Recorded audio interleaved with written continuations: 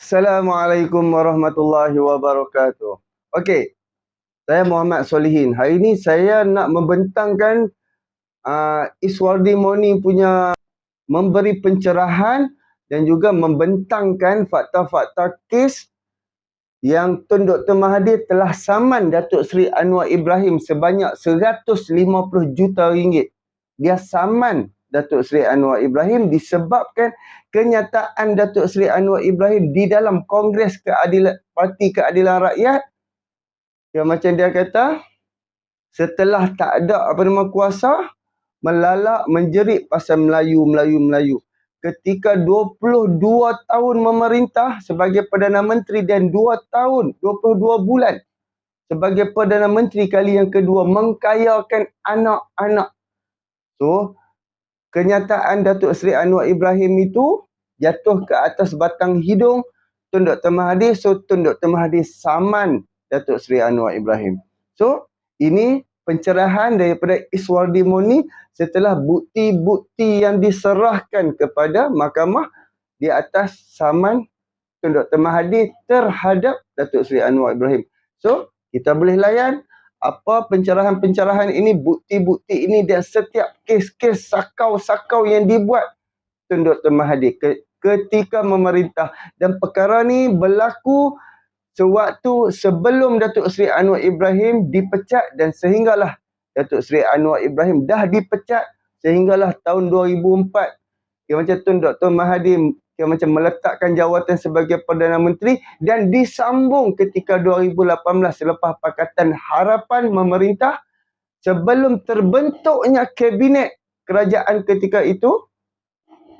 Tun Dr. Mahathir sudah buat hal, sudah bagi kepada anak-anak dia, sudah mengkayakan lagi anak-anak dia.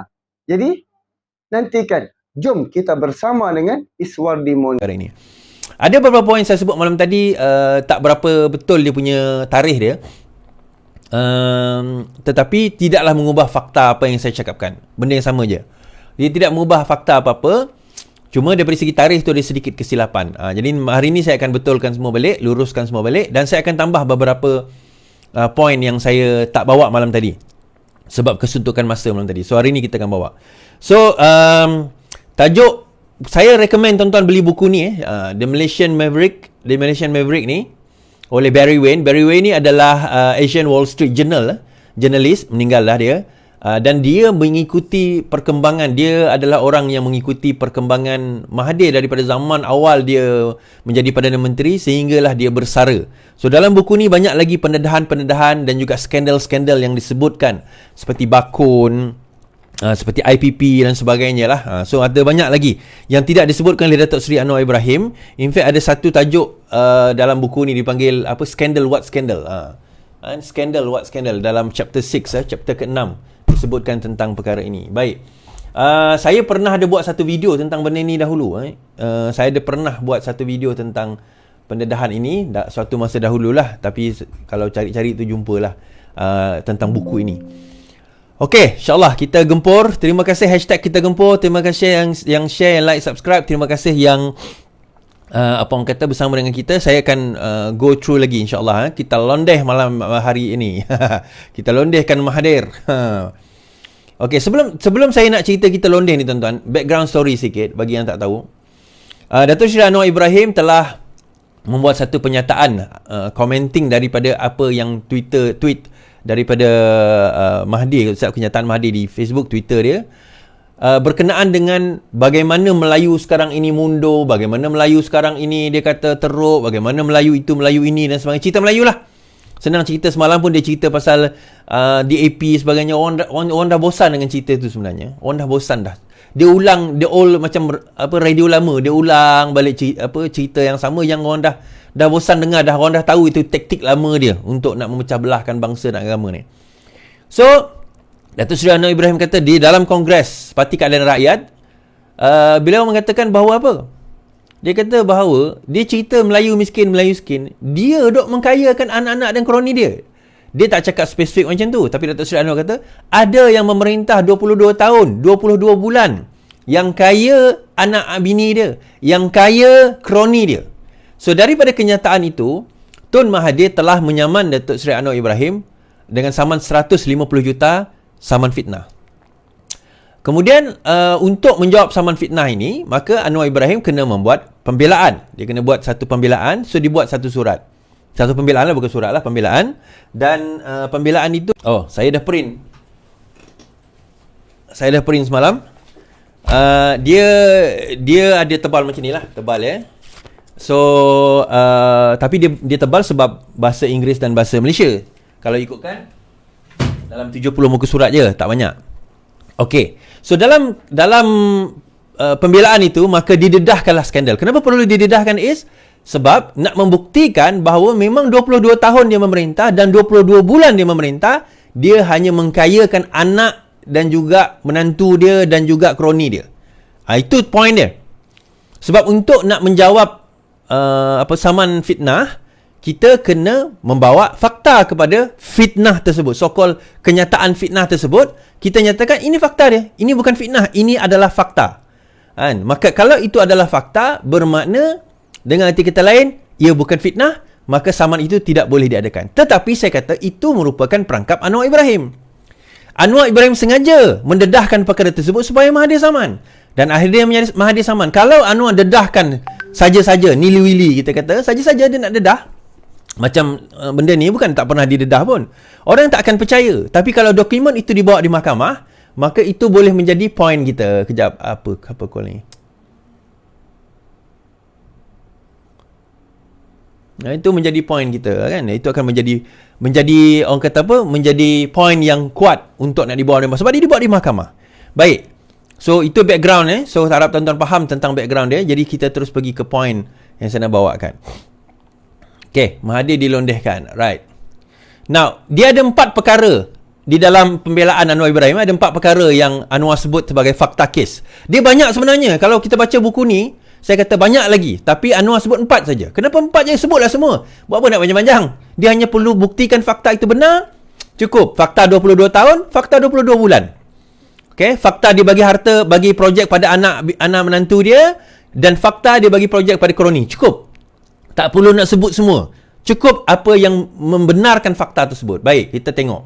Dia ada 4 benda yang disebutkan. Pertama, bail out. Dia ada 5 sebenarnya. Saya tambah satu lagi. Saya tambah satu lagi kot. Okay, dia ada 5 fakta. Pertama, bail out untuk kumpulan perkapalan Berhad, kini dikenali sebagai Post Logistik Berhad semasa krisis keuangan 1997 bernilai 2 bilion ringgit. Pembelian kontrak secara langsung kepada Opcom Sdn Bhd bernilai 214.2 juta ringgit. Pemberian kontrak oleh Telekom kepada Opcom Kabel Sdn Bhd bernilai 11.157 juta ringgit. Pemberian lesen fabrikasi kepada Kencana Petroleum Berhad Mohzani dan juga pemberian perwajar steel Eric Chia bernilai 5 bilion ringgit. Baik. Okey. Nah, kita kena faham pemegang majoriti Opcom ialah Norzita Zakaria yang merupakan menantu plaintiff dan isteri kepada anak ketiganya itu Mukris. Mirzan ialah pemegang saham yang lain untuk Opcom. Okey? Berkenaan dengan dia ada 5 skandal yang kita akan sebut 5 skandal yang akan kita sebut. Yang saya sebutkan tadi. Dan yang pertama berkenaan dengan KPB. Okey, KPB kumpulan perkapalan Berhad, kumpulan perkapalan Berhad. Okey. KPB kini dikenali sebagai Post Logistik Berhad, adalah salah satu syarikat tempatan yang terjejas akibat krisis keuangan tahun 1997. Okey. So siapa owner kepada KPB ni? Yang pertama owner dia adalah anak sulung Mahathir, iaitu Mirzan, pemegang saham majoriti dan juga pengarah KPB ketika itu tahun 97. Aktiviti utama KPB ialah pembekalan, perkhidmatan dan pengangkutan kontena.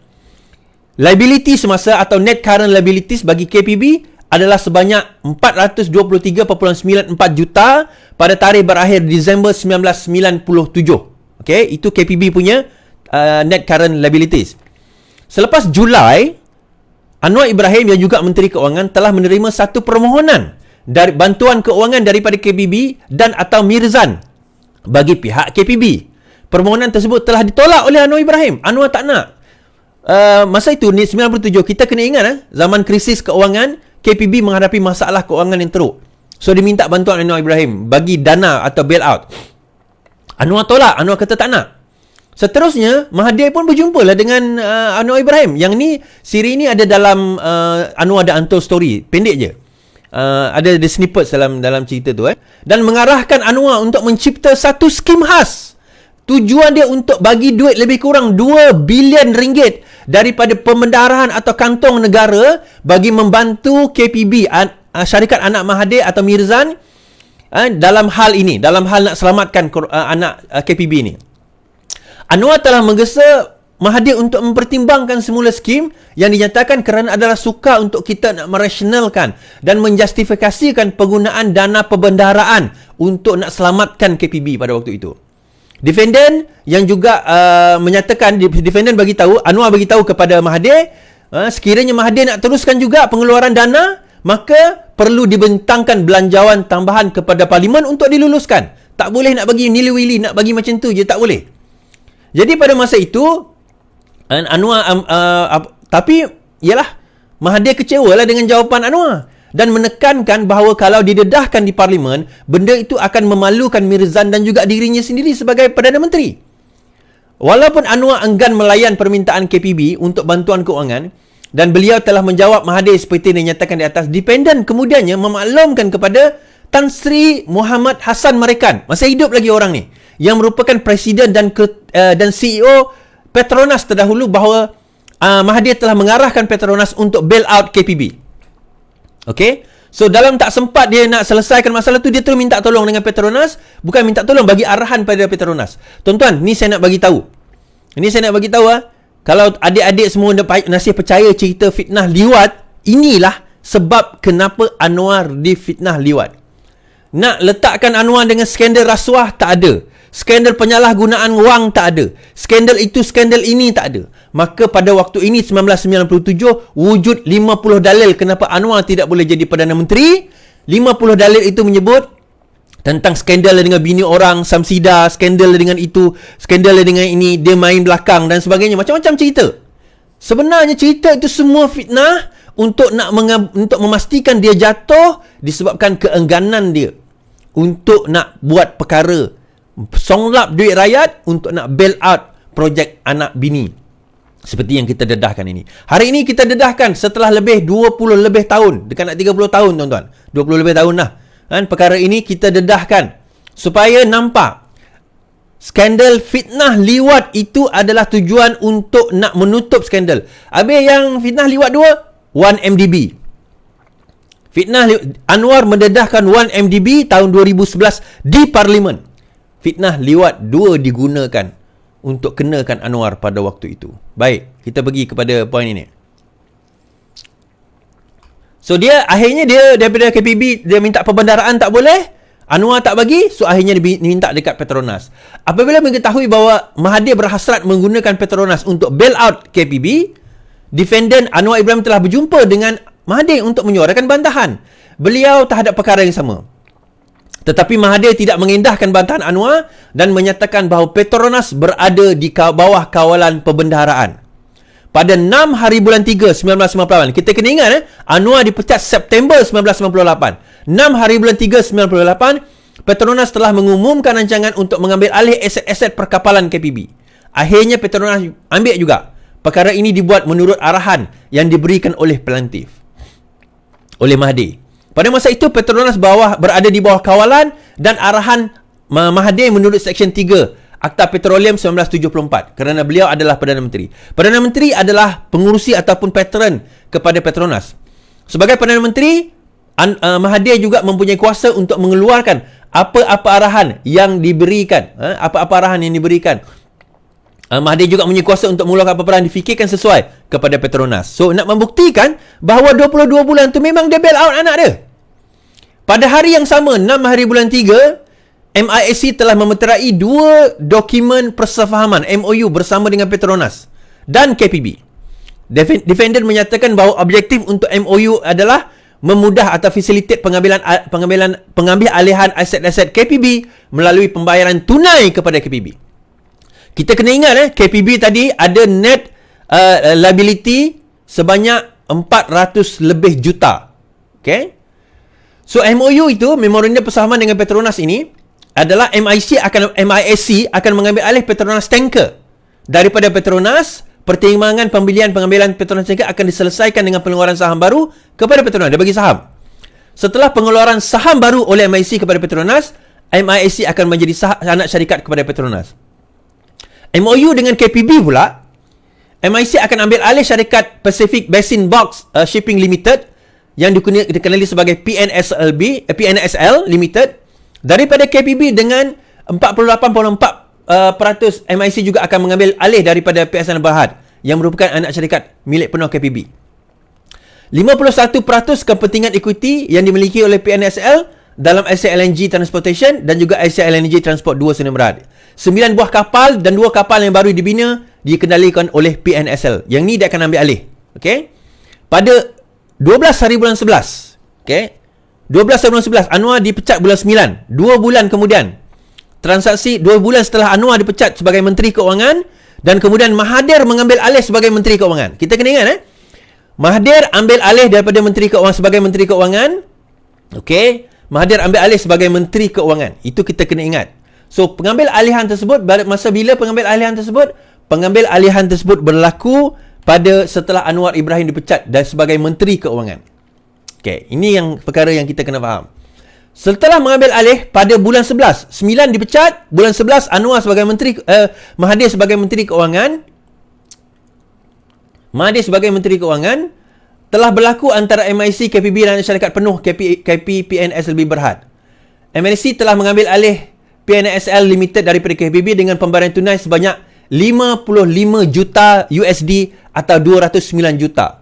Kemudian MISC juga telah mengambil alih equity dan aset anak syarikat KPB dengan nilaian 165 juta USD atau 627 juta ringgit, membawa kepada hampir 1 bilion ringgit transaksi. Okey, yang ini boleh baca sendiri, 51% ini. Okey, Anwar menyatakan bahawa transaksi MISC KPB telah berlaku di bawah bidang kuasa Mahathir semasa beliau Perdana Menteri dan Menteri Keuangan.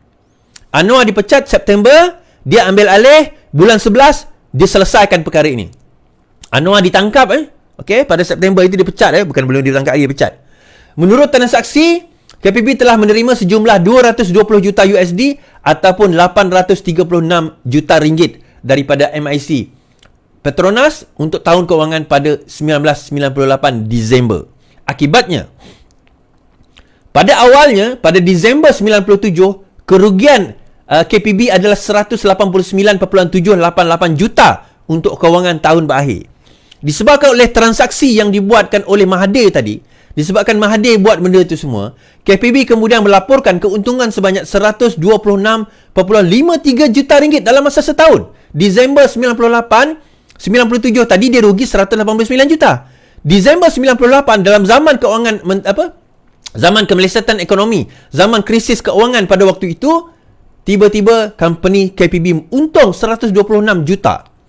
Daripada mempunyai liability semasa bersih, dia rugi liability semasa, bukan rugi, daripada liability semasa dia dalam balance sheet dia 423.9 juta pada Disember 97, KPB mencatatkan net current asset 73 juta pada Disember 98. Kalau ni tak dipanggil bailout, saya tak tahu apa lagi yang dikatakan sebagai tidak mengkayakan anak bini, anak menantu sendiri, tuan-tuan. Satu ni sebenarnya dah cukup dah. Tetapi tak cukup. Anwar dedahkan lagi. Perkara kedua, Opkom Sdn Bhd. Opkom Sdn Bhd adalah sebuah syarikat yang menjalankan perniagaan fiber optik. So, dalam perkara ini, anak ketiga plaintiff, Mukhris bin Mahathir. Mukhris adalah pengarah Opkom dari tahun 94 sehingga 2009. Dan isteri Mukhris, Norzita Zakaria, pemegang saham majoriti Opkom dan pengarah syarikat daripada tahun 99. Mirzan juga adalah pemegang saham Opkom. So, tiga-tiga menantu dan juga anak Mahathir pemegang saham Opkom. Okey. So, nak pegang saham apa? Masalahnya is okey lah tu. Baik. Pada tahun 2003, ini saya silap sikit semalam. Mahathir meletak jawatan sebagai menteri dan Perdana Menteri dan Menteri Keuangan pada penghujung 2002. Saya kata 2004 semalam. Tak, sebenarnya 2002. Tapi tak mengubah fakta. Pada tahun 2003, Menteri Keuangan pada masa itu adalah Jamaluddin Jarjis. Menteri Keuangan adalah Jamaluddin Jarjis. Telekom Malaysia Berhad telah mengeluarkan surat kepada Menteri Keuangan untuk meminta antara lain kebenaran mengadakan rundingan terus dengan Opcom.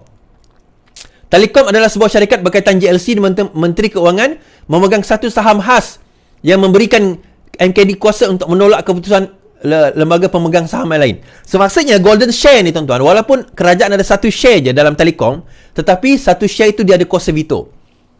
Ini dipanggil golden share. Kalau kita belajar corporate law, kita akan tahu golden share bermakna dia ada satu veto power, golden share, untuk menentukan, even membatalkan semua keputusan lembaga pengarah. Itu adalah kerajaan. Dan di bawah Menteri Keuangan pada masa itu Jamaluddin Jarjis, dan pada masa itu mendapat arahan. Walaupun dia bukan Perdana Menteri, tetapi kita kena ingat, dia yang mengarahkan. Saya rasa dia masih lagi presiden, saya tak tahu presiden atau tidak, tapi pengarahan itu tetap datang daripada dia. Kita kena faham benda tu. Pada masa yang material, MKD berada di bawah kawalan dan arahan plaintiff, kerana beliau adalah Perdana Menteri dan Menteri Keuangan Malaysia. Okey. Kemudian pada tahun 2003, Menteri Keuangan telah mengeluarkan surat untuk menguruskan. Ni rasanya pendedahan ini awal sebelum dia meletak jawatan. So dengan Telekom itu awal sebelum dia meletak jawatan. Pada bulan 10 2003, Menteri Keuangan telah mengeluarkan surat untuk meluluskan permohonan Telekom untuk rundingan terus seperti yang dinyatakan di atas. Setelah itu, rundingan terus yang berkaitan Telekom dan Opcom telah berlaku antara Oktober dan November. So, sebelum peletakan jawatan itu telah berlaku, masa lepas rundingan itu diberi, projek itu diberi, akhirnya pada Oktober November termenteri lah segala-galanya. Okey? Alright. 214 juta tuan-tuan. Dan akhirnya melalui surat award bertarikh bulan 11 2003, Telekom telah melantik Opcom dengan kontrak berjumlah 214.2 juta. Okey. Sekitar Jun 2004, Opcom telah menyerahkan hak milik faedah dan kepentingan pihak dan jumlah kontrak tersebut kepada Opcom Holding. Pengeluaran surat Telekom bertarikh bulan 9 2003, surat Kementerian Keuangan bulan 10 2003 serta rundingan bagi kontrak fiber telah berlaku di bawah kawalan, arahan dan atau bidang kuasa plaintiff iaitu Mahathir semasa beliau Perdana Menteri dan Menteri Keuangan Malaysia pada tahun 2003. Dia penghujung 2002 kan. Alright. Sekejap.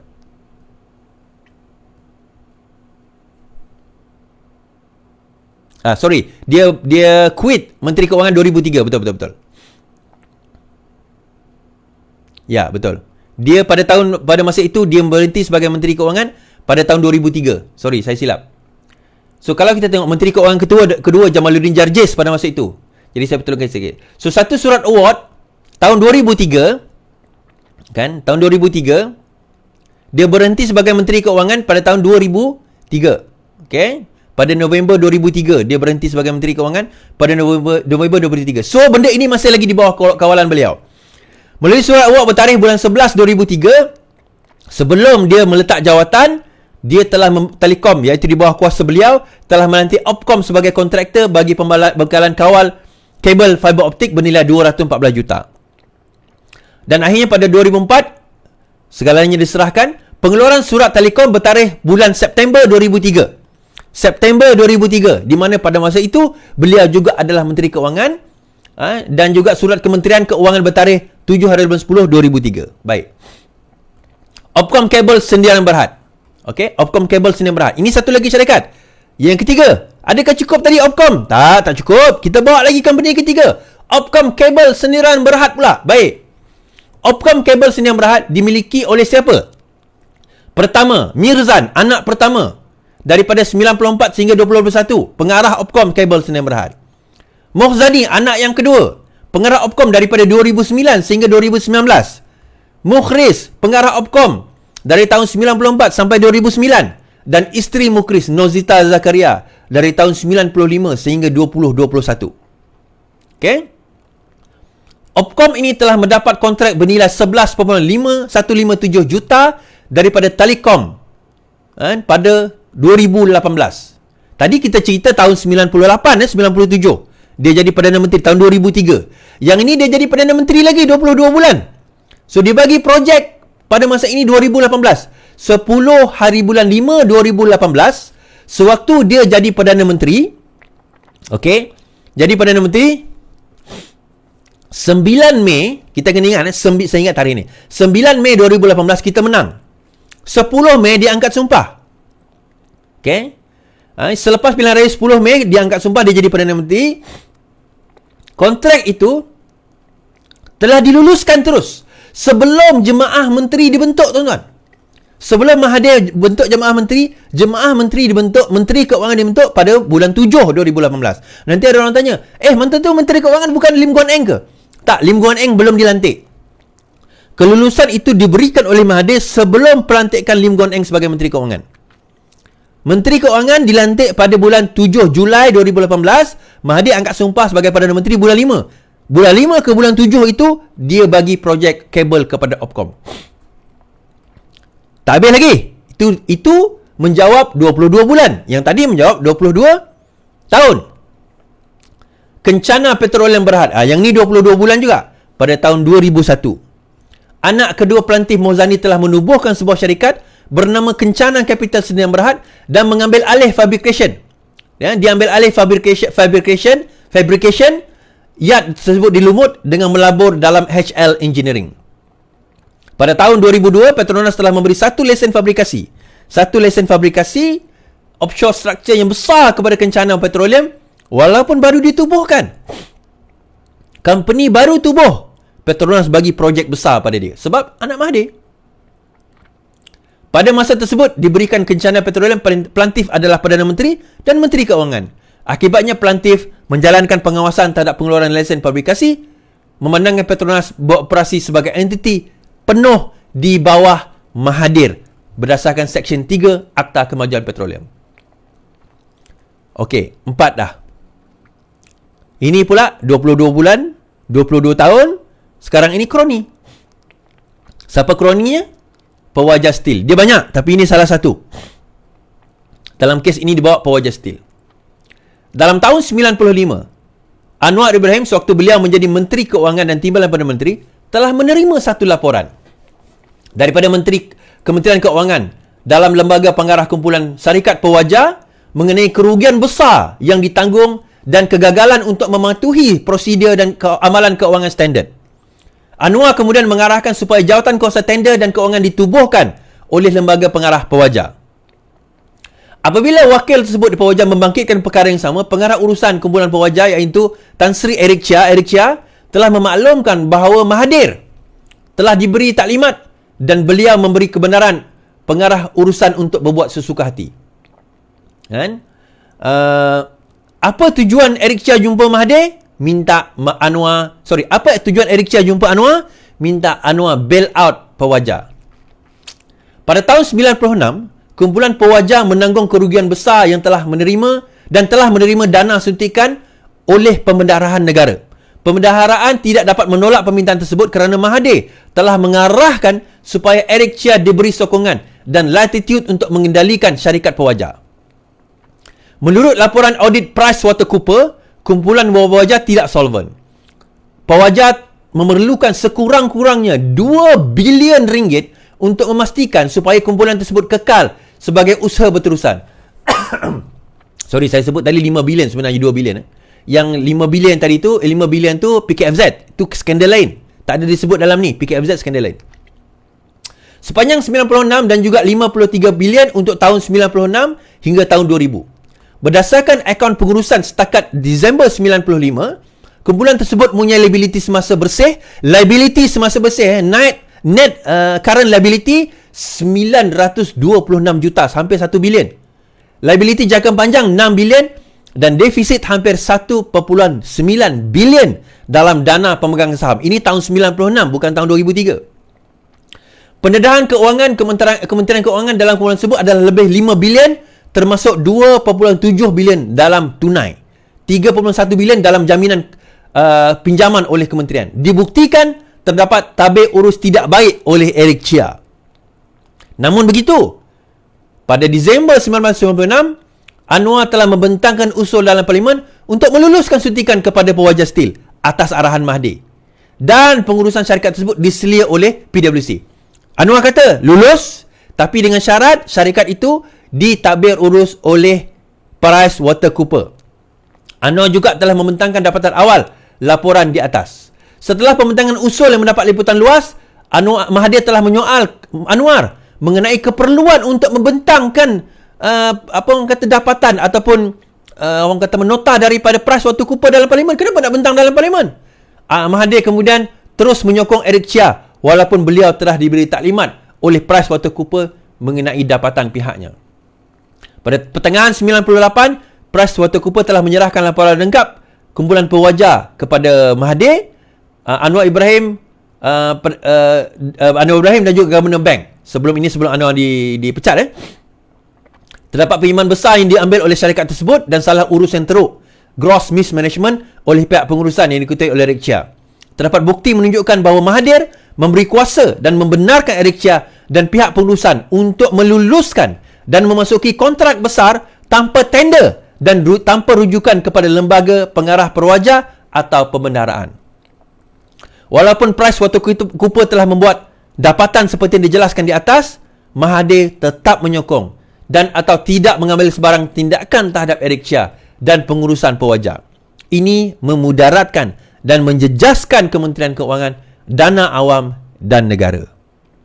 Okey, dana awam dan negara. Jadi tuan-tuan perempuan sendiri nampak skandal-skandal tersebut, cerita skandal tersebut, apa yang berlaku, bagaimana yang berlaku. Nah, pendedahan tadi adalah menjawab persoalan 22 tahun dia bagi projek kepada kroni anak menantu dan 22 bulan dia bagi projek kepada anak menantu. Tuan-tuan, itu sebahagian saja. Ada banyak lagi yang tidak didedahkan. Dalam buku ni ada. Malaysian Maverick, Mahathir Mohamad in Turbulence Time oleh Barry Wayne, Asian Wall Street Journalist. Saya baca buku ni cover to cover. Saya baca a few times dan banyak. Antara yang tidak disebut. If I may untuk rujuk kat sini kan. Antara je PKFZ tidak disebut. Tidak disebut juga tentang Bakun. Banyak lagi ada beberapa lagi yang tidak disebut tentang skandal-skandal yang besar, yang bigger bust yang akhirnya meletup skandal-skandal tersebut. Dan juga antara pemain besar Mahathir ni adalah Tun Daim. Cuma dalam kes ni sebab dia tidak berkaitan dengan Daim tu dia ada skandal lain. Tuan-tuan, kita nak bercakap tentang reform. Kita nak bercakap tentang reformasi. The very reason kenapa reformasi itu berlaku tahun 98, this is the very reason. Faham benda ni? Dan reformasi yang Anwar nak lakukan ini bukan berlaku tahun 98. Dia dah buat awal lagi. Sewaktu dia masuk dalam UMNO tu sendiri tahun 80-an, dia cuba buat reform di dalam UMNO. Tetapi gagal. UMNO pada masa itu tak nak berubah. Sebab apa? Sebab kepala dia memang nak korup. So, bila dia jadi timbalan Perdana Menteri, dia jadi Menteri Keuangan, dia harapkan dia boleh buat perubahan. Tapi dia tak boleh buat perubahan. Namun Mahathir gagal dalam nak memerangkap. Anwar Ibrahim alhamdulillah dia istiqamah. Tak ada skandal rasuah, skandal penyelewengan, tak ada. Tak berjaya dibuktikan pun oleh Mahathir. So akhirnya, macam mana cara nak kenakan Anwar? Kita fitnah dia dengan liwat. Sebab apa liwat? Sebab kalau setakat skandal seks biasa dengan perempuan, bagi orang kita ni, yalah, skandal seks, biasa je lah.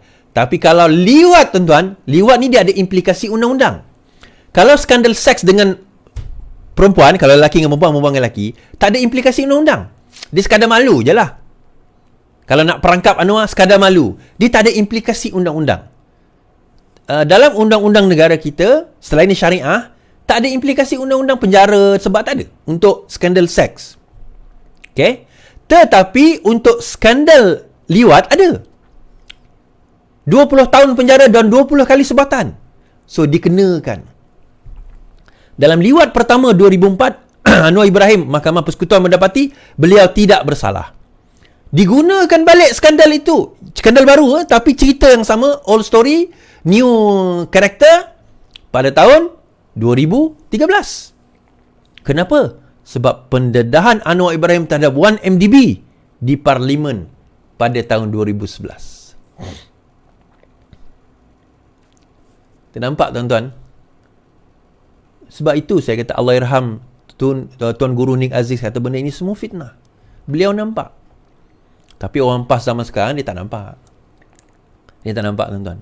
Sebab hati mereka telah dibutakan oleh pemimpin-pemimpin mereka yang menipu. Kita daripada dulu committed. Kita daripada dulu konsisten dalam memperjuangkan kebenaran. Dalam memperjuangkan penentangan terhadap rasuah. Kita daripada dulu committed. Kita daripada dulu memang steadfast, kita kata. Konsisten, istiqamah dalam nak buat kerja ni. Tak pernah berubah. Dan Anwar Ibrahim sekarang ini istiqamah dalam perkara ini dan tak pernah nak berubah. InsyaAllah kita doakan Datuk Seri Anwar Ibrahim berjaya buat benda ni. Kita doakan insyaAllah Datuk Seri Anwar Ibrahim dan pasukannya berjaya membuat reformasi seperti mana yang kita harapkan. Dan insyaAllah kalau perkara ini dilakukan dengan baik, negara boleh bergerak ke arah yang lebih baik. Negara boleh jadi lebih baik. Tuan-tuan tanya, kenapa barang sekarang mahal? Kenapa pekerjaan tak banyak? Kenapa company tak datang melabur? Semuanya kerana korupsi. Dan kita kena kikis benda ni yang telah berdaki. Bukan berdaki je. Dia telah menyimen. Dia telah berakar dalam negara kita ni. Kita nak kena daki. Kena gali. Bukan daki. Kena gali. Kena scrap. Nak kena cabut daripada akar dia. Akan ambil masa. Dan Anwar tak boleh buat seorang-seorang, tuan-tuan. Kita kena, semua ni kena sokong. Sebagai rakyat, kita kena sokong usaha ni. Kalau kita nak tengok anak cucu kita dapat negara yang lebih baik daripada kita ada, maka kita kena bantu Datuk Seri Anwar Ibrahim dan pasukannya untuk memastikan negara kita menjadi lebih baik. Bayangkan 33 bulan mereka tak boleh buat apa-apa. Tapi Anwar Ibrahim dalam tempoh 7 bulan sahaja, tuan-tuan, banyak reform benda yang dah dilakukan. Betul? Tak nampak pun tak rasa pun tu saya kata, it will take time. Sebab benda ni bukan benda yang berlaku sehari dua. 60 tahun. 22 tahun. Itu 22 tahun. Yang sebelum tu kita tak cerita lagi. 22 tahun dia memerintah, campur pula dengan zaman Najib memerintah. Kan? 22 tahun campur lagi berapa? Another 2004, another 20 years, 40 years. Corruption itu berlaku. Kita expect kita boleh tarik benda tu dalam masa semalam 2 malam. It will take time. Tetapi at least kita buat. Kita berusaha. Tuan-tuan ingat orang tumbuk saya tu, itu saya terfikir, itu orang tumbuk saya. Macam mana ancaman terhadap Perdana Menteri agaknya lagi teruk daripada itu. Kita baru cakap sikit benda-benda fakta ni, tuan-tuan, dia dah kena tumbuk. Kalau Perdana Menteri, macam mana agaknya ancaman dia? Sebab dia akan menggugat cara hidup ni, perasuah-perasuah ni, kroni-kroni ni. Memang dia orang kena tergugat. Sebab itu tak cukup Anwar saja kena buat kerja ni. Macam mana kita nak tolong share, like, subscribe, sebarkan video-video sebegini kalau tuan-tuan tak mampu buat yang lain. Okay? Hashtag kita gempur, insyaAllah. Okey, geng. Alhamdulillah. Kita dah faham, kita dah dengar setiap kes-kes, fakta-fakta yang Datuk Seri Anwar Ibrahim kemukakan, bukti-bukti, memang perkara-perkara yang 4 ke 5 perkara yang Datuk Seri Anwar Ibrahim lampirkan, semua memang benar-benar berlaku. Sangat-sangat berani. Sebab tu Datuk Seri Anwar Ibrahim minta 2 minggu. Minta masa 2 minggu. Peguam Datuk Seri Anwar Ibrahim minta masa 2 minggu untuk membuktikan. So, Alhamdulillah, Datuk Seri Anwar Ibrahim dah kemukakan, dah buktikan. Kita nantikan apa yang akan berlaku.